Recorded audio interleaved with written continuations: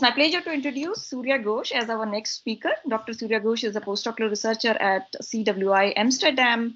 He completed his PhD from IIT Kharagpur, and he has research interests in human computer interaction and applied AI. He's also awarded as a young researcher award in Heidelberg Laureate Forum. Surya, I'm looking forward to your talk. Thank you for this nice introduction, and just let me share my screen.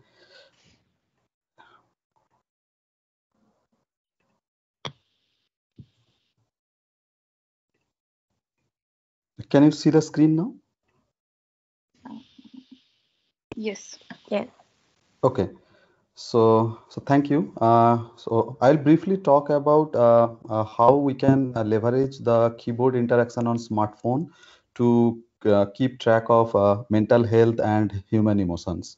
So for some time now, it's not something new, but for some time now, we have been using smartphone for emotion detection. We have been, because there are different activities that are performed in smartphone which can leverage or which can give cues about mental state.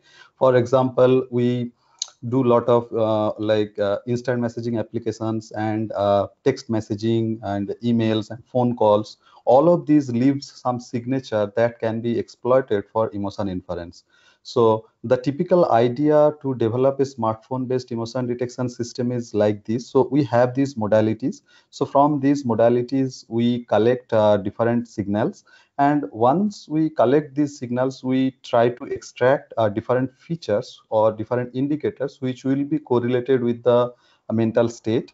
And we also need to collect the emotion ground truth. So for example, uh, these are typically collected as emotion self-reports. So for example, the user is probed or asked, like, what is your mental state at this point of time, or how are you feeling? So occasionally there will be questions sent to the user, or pop-ups or surveys will be sent to the user, and user can respond that I'm now feeling happy or sad or low, feeling low. And then finally, typically a machine learning based model is constructed by combining these indicators with the self reports or the emotion ground truth levels. So this has been the typical architecture in smartphone based emotion detection system. But in this work, what we were looking at is we were looking at a non-intrusive and resource-friendly smartphone keyboard interaction for emotion inference. Now, the question is, like, if there are multiple other modalities, why do we need to look at keyboard? The reason for this is that we extensively use keyboard-related apps like for instant messaging applications, and in those apps we often express our emotions through emojis. So that gives us an indication that maybe there is something layered over there. So if we can explore that, we can extract some signature to develop an emotion detection mechanism. And also it is unobtrusive, and you do not need any additional setup, and keyboard interaction is basically resource friendly. You don't need to it doesn't consume a lot of power or energy or memory, because smartphone normally is a resource constrained device. So that problem is also resolved. So with these kind of intuition in our background, in our mind, we launched an online survey among the users of Facebook who are actively using different IM apps, and we try to identify if indeed there are certain signatures in typing behavior. So we ask simple questions like how much time do they spend on typing or keyboard related activities and we have seen that a major, like 56% participants says that they spend at least half an hour daily. And corroborating our intuition, we found that WhatsApp IM tools are the most significantly used applications. So we also checked, do the participants feel that their typing pattern or their keyboard interaction patterns changes with their emotion. So we asked, like, do you feel your emoji usage or special character usage changes with your mental state? And they say that like 83% of them said that they feel that they are with their mental state, they tend to use more emojis. And we also asked, do you feel that you're typing mistake, and that way the speed at which you type, does those changes with your mental state? And we also see that there are also significant number of participants said that those typing behaviors changes with their mental state. So we went ahead with this kind of feedback from this study, and tried to develop an smartphone keyboard based emotion detection application. So but as we embark on this, we found there are several challenges. For example, the first challenge that we encountered was, like, in standard smartphone, you cannot trace what the user is typing or anything related to typing, because that will be a significant security risk and privacy issues. So so normal Google keyboard, you cannot trace what the user is typing. So although we are not looking into the actual text what the user is going to be typing, but at least to know how fast he is typing, how much errors he is making, we need to trace those details. So this was the first challenge that we encountered. Second was, like, when you are typing, we normally use different types of keyboard input mechanism. For example, we can type, so you press one key after another, that is one mechanism. Then there is swipe. So swipe is when you quickly move your finger over the keys and the text gets copied over. So we need to automatically distinguish between those two, so to identify that this portion is related to typing and this portion is swiping. So, and also we have to collect the emotion self reports or the ground truth levels. Now, as you can imagine that asking a user repetitively throughout the day what is your mental state incurs significant amount of cognitive load uh, and survey fatigue. So we had to be cautious about that. And then we need to identify, like, what are the key indicators of human emotion from typing. So these are the typical challenges that we thought.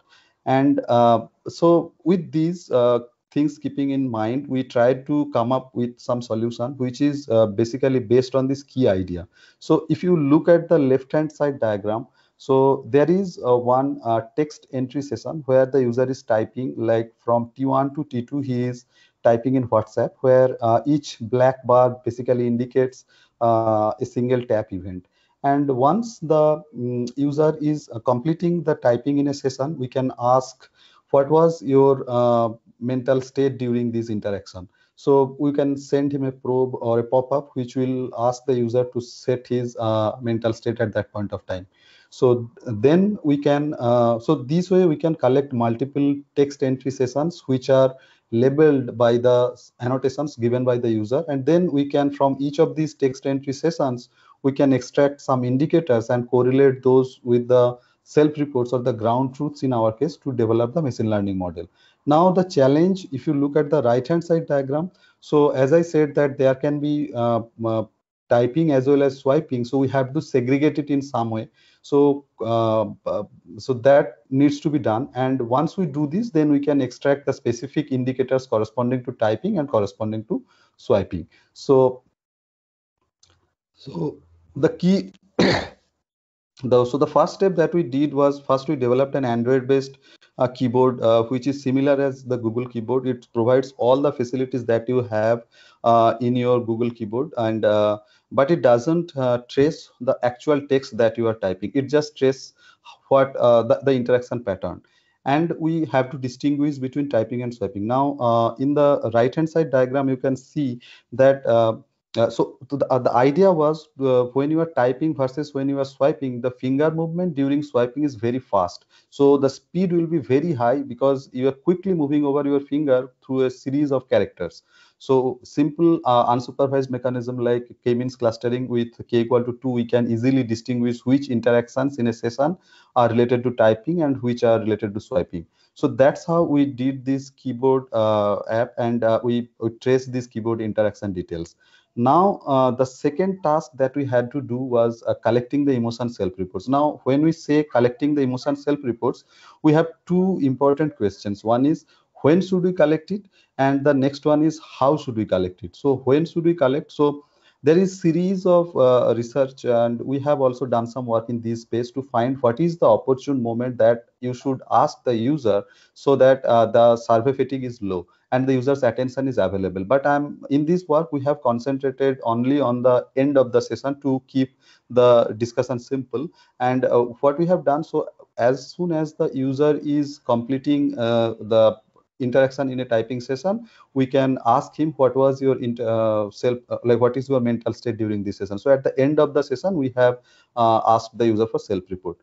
The next question was how to collect. Now, so we have followed here some psychological models. So for example, in psychology, there is one model which is known as circumplex model. So it basically says that we can break up every emotion in a two-dimension plane, which consists of valence and arousal, or like pleasure and activeness. So what we have done is, like, we have selected one representative emotion from each of these quadrant and ask user by giving a self-report pop-up that what is your emotion do you feel during this time. So, and we also included the option that if he feels that there is nothing is suitable, so he or she can just select the no response. But we have tried with other approaches also, but we found that giving users the name of these emotions, so that they can easily correlate, and they have the easiness in reporting if we give the name of the emotions in the survey pop-up. So, and then finally we come to the modeling part. So first I will talk about a simple model, and then I will talk about what advanced techniques we have followed. So first we have developed a very simple random forest-based model where we have extracted the key indicators, and it was and the model was personalized, because we have developed both aggregate and personalized. But we have seen that since the typing pattern is personalized, the way one person types is significantly different from others. Personalized model appears to perform better. So, and we have extracted several typing related indicators and swiping indicators, and we have also seen one key parameter, that is the influence of one emotion into the another one is a very crucial factor. So I will discuss about all of these in the next few slides. So as you can see that the typing session we have here, and each blue dot basically indicates the tapping event. So the time elapsed between two consecutive typing events is basically known as the intertap duration. So what we can do, we can do the sum or the average of all these ITDs present in a session, and we can use the mean session ITD as the representation of typing speed.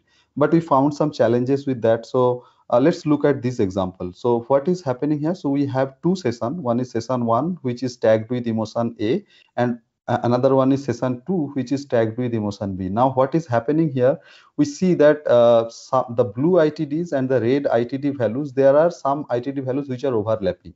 So if two sessions are very close by, and if you are happy in one emotion, like one session, and the next session, although something happened which makes you feel sad, there may be some effect of the previous emotion on the current one. As a result, your typing pattern will not immediately change. So there will be a continuity effect of the previous one on the current one. So as a result, some of these ITDs will be overlapping. So that is why we see that if we just take the mean, maybe it is not very distinguishing enough. So basically there is a set of overlapping ITDs. So what we have to do is, basically we need to get rid of these overlapping ITDs, and we need to focus only on the non-overlapping part, so that if we take the mean from only those two parts, then it will be more distinguishable. So that's how exactly we did. So we performed some clustering and take the majority of these values and computed the mean from that. So, and apart from this, we had some normal features like session duration and how much errors you have made by pressing the backspace and delete those things, and also the special characters that you have used, like emojis and things like this. So, and in terms of swiping, we have also traced like how much pressure you are exerting. So when you are moving the finger, so how quick, so what is the touch pressure you are exerting on the smartphone. So we have used different statistical measures related to pressure, and what is in a session, what percentage of interaction is related to swiping. So these are the typical features or indicators that we have used.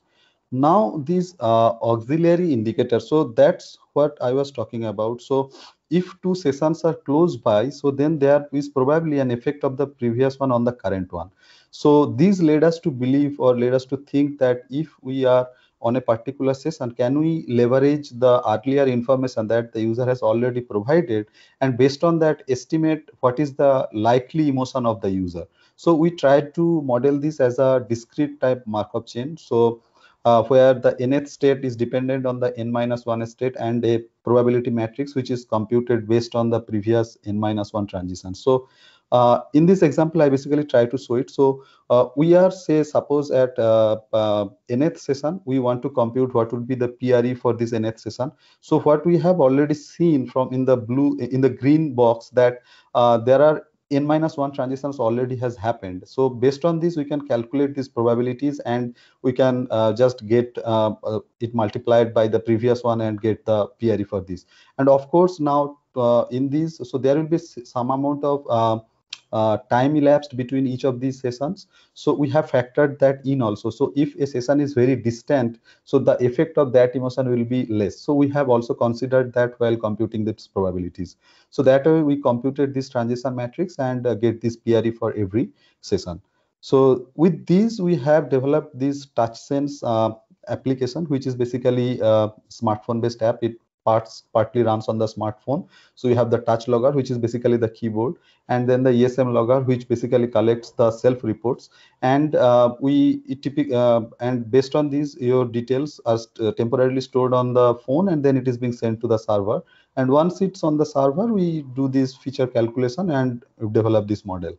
So we have ran one study with around 30 participants and in our university, and we had to finally get 22 participants we could only acquire. It was a 3-week in the wild study, and there were 22 participants, and 18 male and 4 female. So when we try to identify like what is the performance that we are getting, so we have seen that we have got an average accuracy of 82%, and we have seen that the pressure and the swipe pressure, and so those are having the strong influence on on how accurately we can determine different emotions.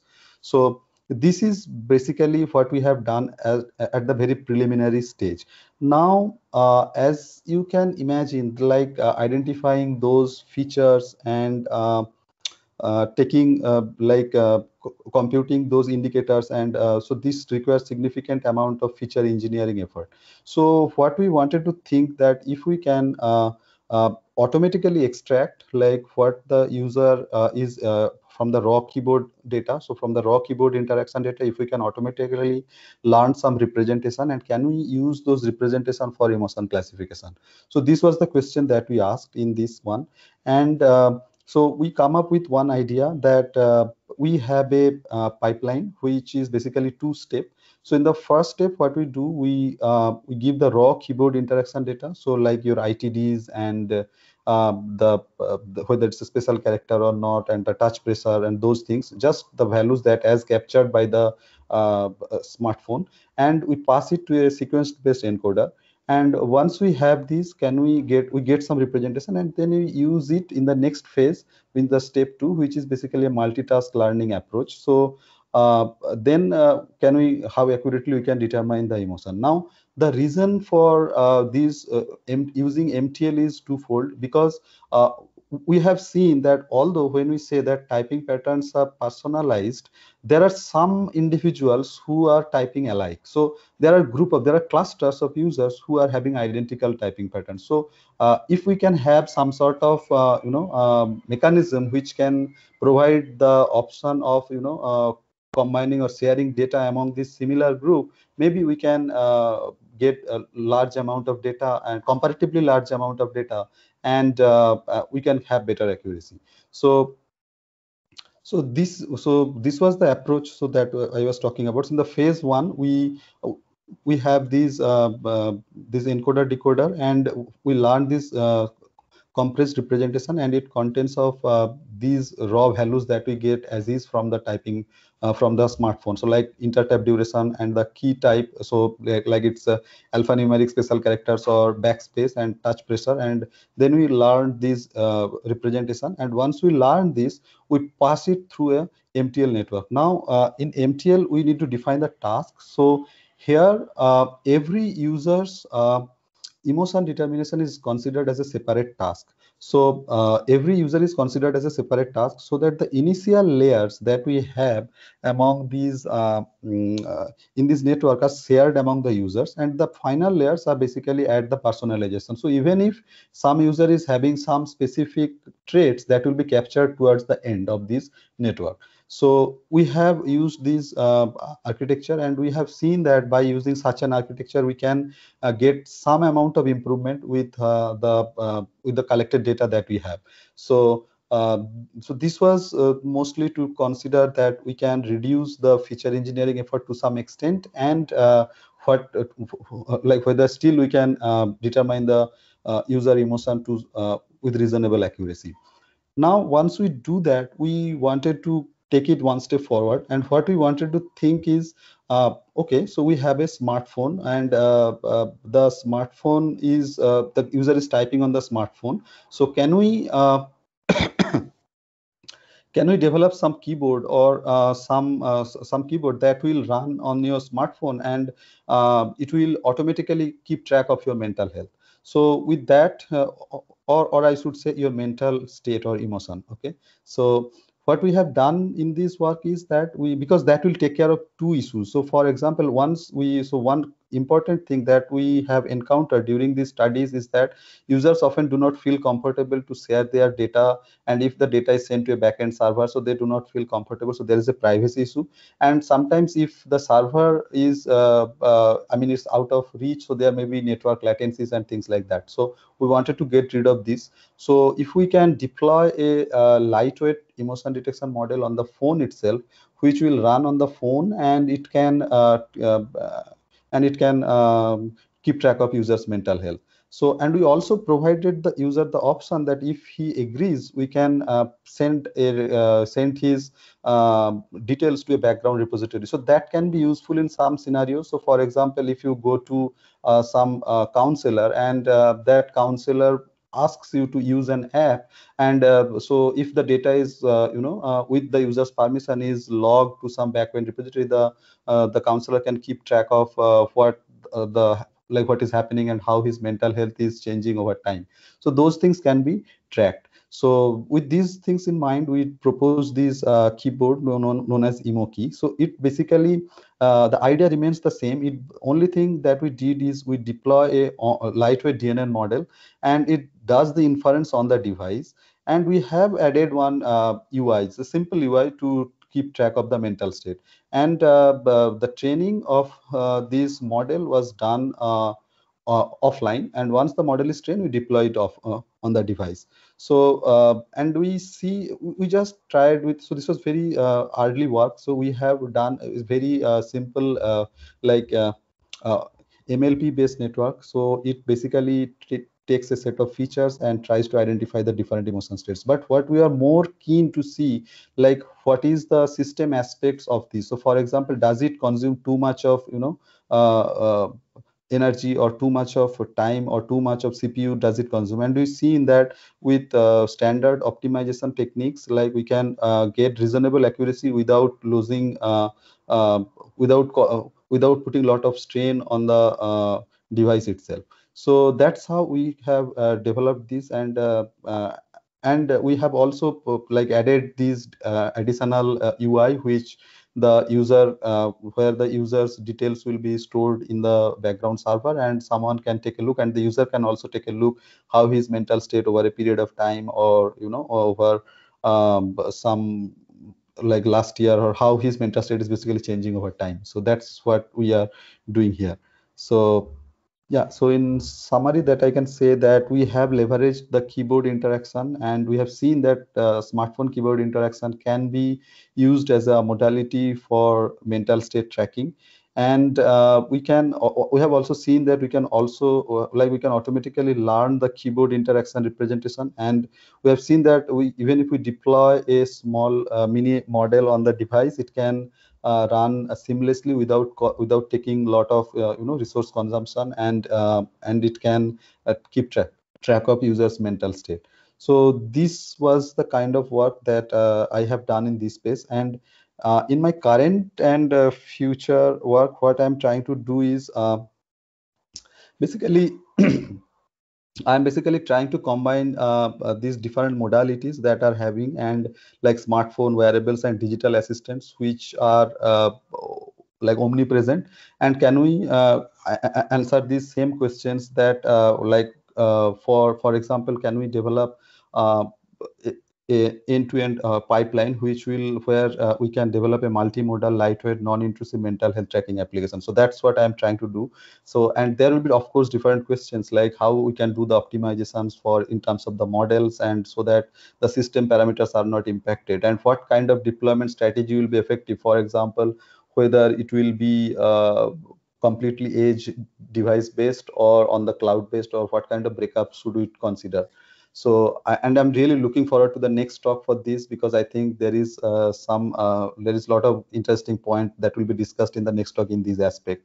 So yeah, with this I would like to thank you all, and I'm looking forward to any questions that you may have.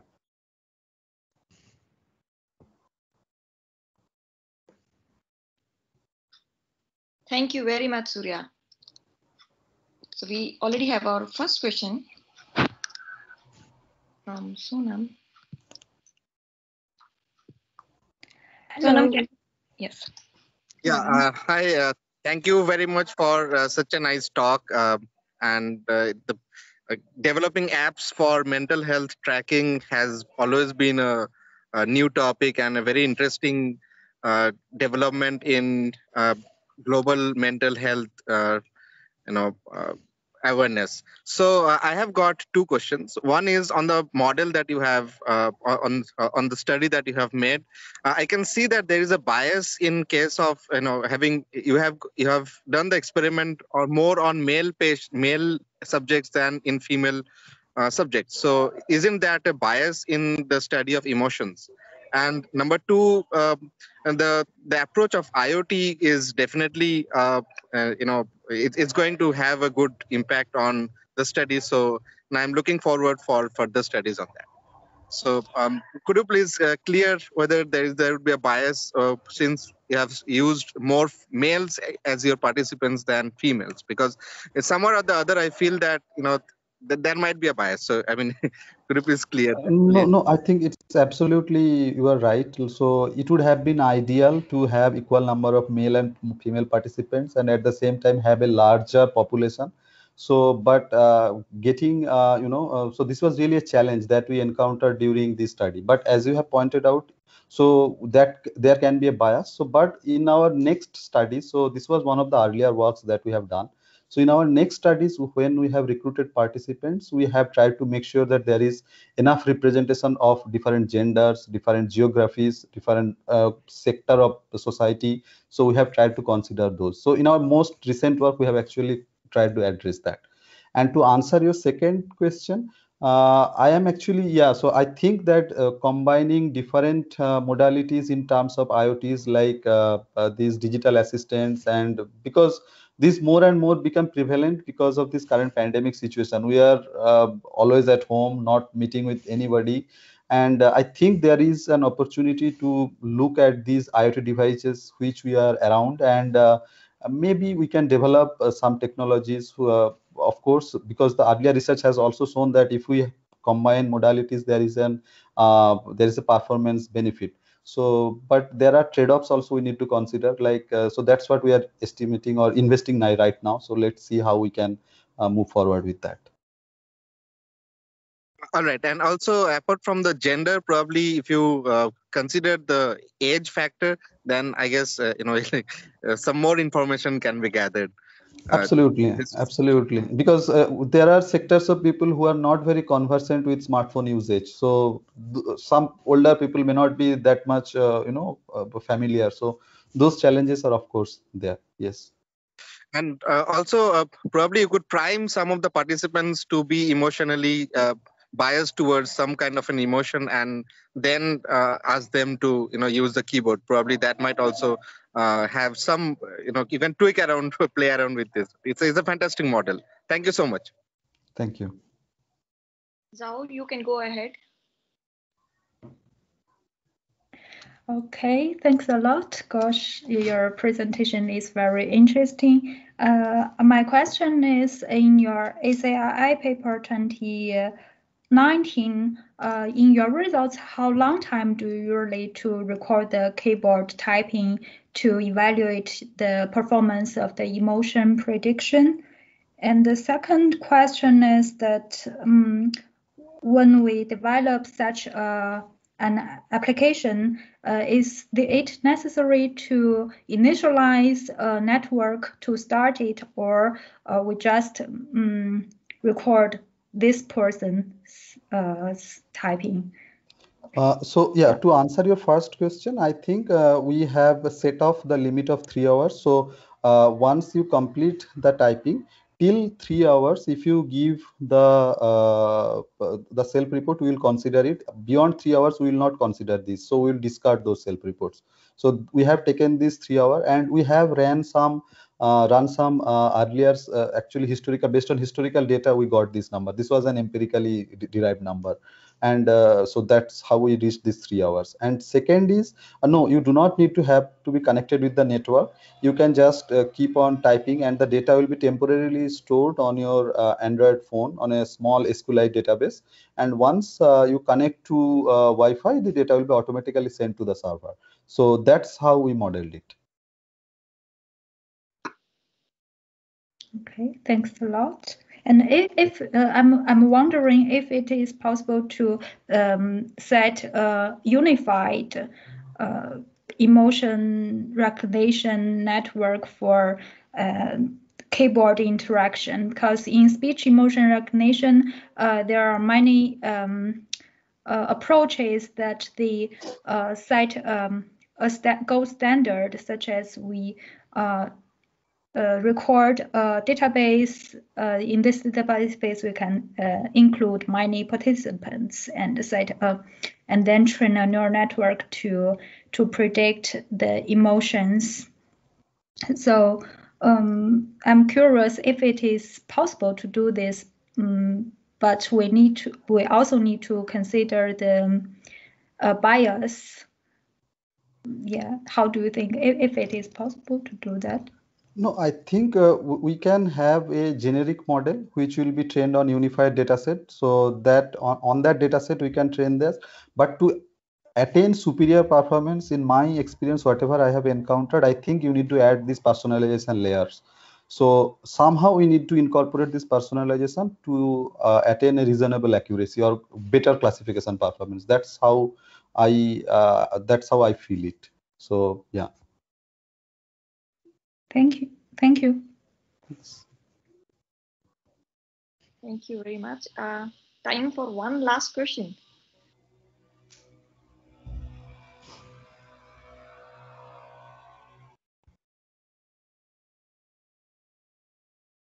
Zhao, do you have one more question or?